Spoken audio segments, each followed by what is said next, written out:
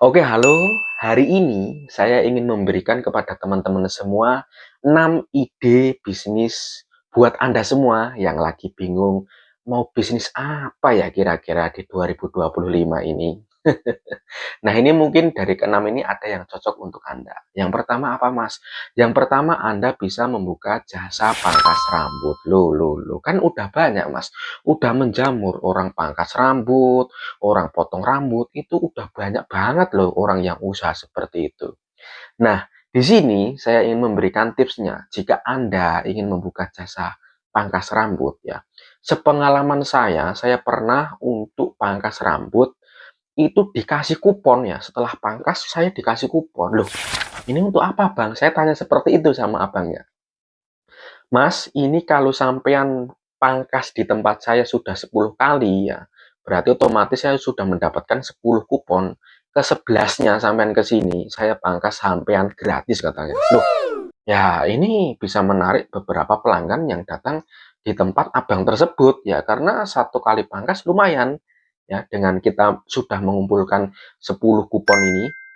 Jadi itu bisa juga menjadi sebuah trik agar menarik pelanggan. Kemudian saya lihat di dindingnya kok 20.000 cuma pangkas. Kemudian di situ tarifnya 30.000 pangkas plus cuci rambut.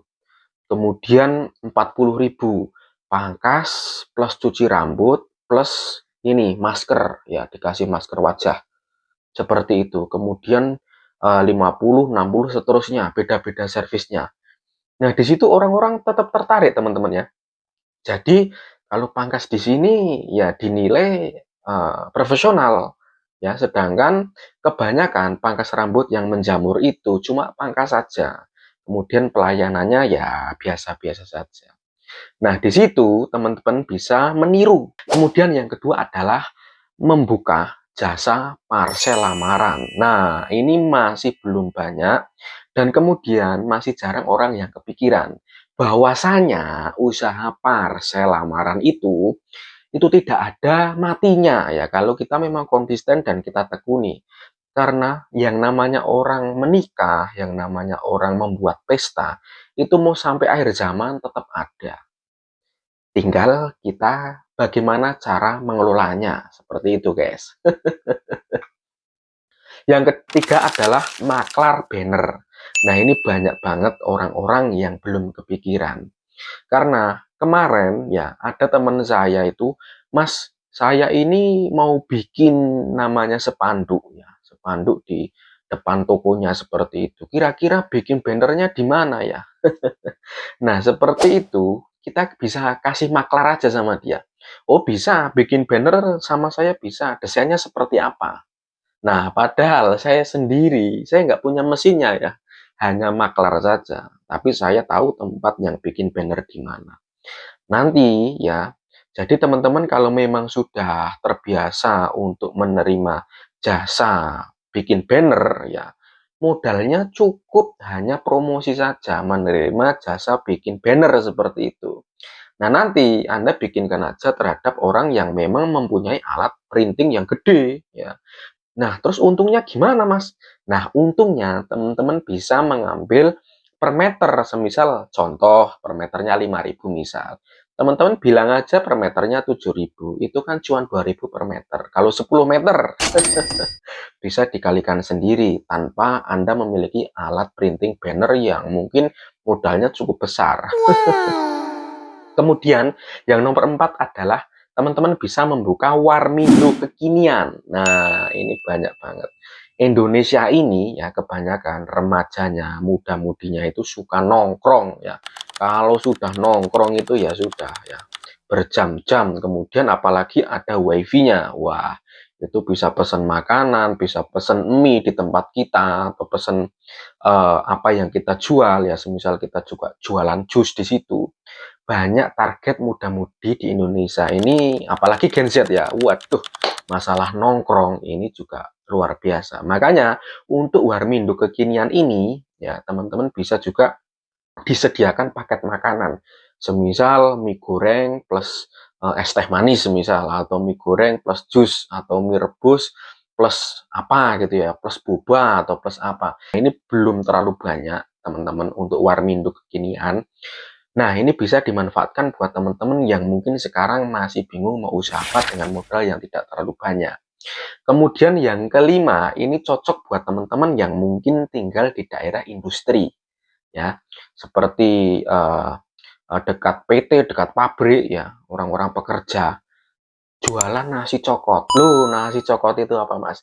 Nasi cokot itu, ya, saya pernah jalan-jalan di daerah Jawa Timur sana, itu ada orang jualan di pinggir jalan, itu nasi, kemudian lauk, kemudian nasi lagi, kemudian dibungkus. Ya, kalau bahasa kecilnya itu ya arem-arem sih sebenarnya. Cuma nasi cokot ini beda teman-teman, porsinya mungkin agak gede seperti itu. Dan itu fungsinya buat teman-teman yang mungkin bekerja di pabrik, bekerja di industri, itu tidak ada waktu untuk makan di tempat.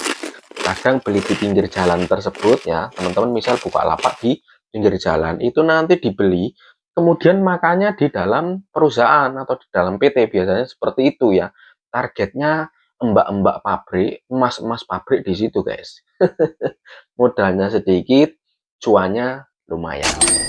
Kemudian yang keenam adalah jasa pembuatan website dan Google Map. Nah, orang banyak berbondong-bondong ya, bikin usaha, bikin jualan, bikin bisnis. Tapi terkadang orang itu juga gaptek.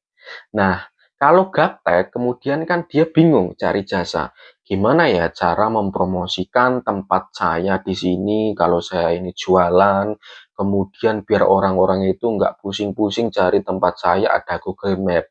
Dan kebanyakan orang yang jualan seperti itu nggak paham ya, gaptek ya. Saya juga dulu juga gaptek juga teman-teman. Gimana ya caranya mempromosikan agar orang itu mau beli produk saya, mau datang ke tempat saya, sedangkan orang itu kan belum tahu, Google Map-nya aja nggak tahu. Nah, setelah saya menemukan juga ada beberapa pilihan jasa pembuatan Google Map, ya setidaknya orang itu misal teman-teman buka Warmindo, ya Warmindo si Otang semisal seperti itu didaftarkan di Google Map. Itu nanti muncul ya Warmindo terdekat. Nah, nanti muncul nama teman-teman di situ, Warmindo si Otang ya, nama usaha teman-teman. Nah, itu belum banyak yang bisa. Makanya kalau Anda bisa membuat website, kemudian bisa mendaftarkan Google Map, nah itu potensi cuan ya. Misal per satu kali jasa 200.000, 300.000, tergantung tempatnya atau tergantung gede atau kecilnya usaha. Wah, cuan banget itu teman-teman. Oke, ini ada 6 ide ya buat Anda. Mungkin cocok, mungkin. Kalau tidak cocok, ya mungkin di video-video saya setelahnya, saya ingin membahas beberapa ide bisnis atau usaha UMKM yang lainnya lagi. Terima kasih telah menonton video saya. Video ini singkat. Selamat berjumpa lagi di next konten.